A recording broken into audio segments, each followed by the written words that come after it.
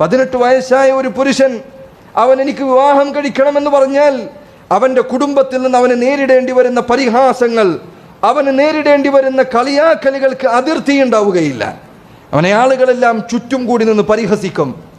എന്നാൽ 18 വയസ്സാകുന്നതിന് മുൻപ് 10 വയസ്സുള്ള ഒരു കുട്ടി സ്കൂളിൽ എനിക്ക് ഗേൾ ഫ്രണ്ട് ഉണ്ട്, ഞാൻ അവളുമായി സംസാരിക്കാറുണ്ട് എന്ന് പറഞ്ഞാൽ ഈ പറയുന്ന രക്ഷിതാക്കളിൽ പലരും ചിരിച്ചു തള്ളും.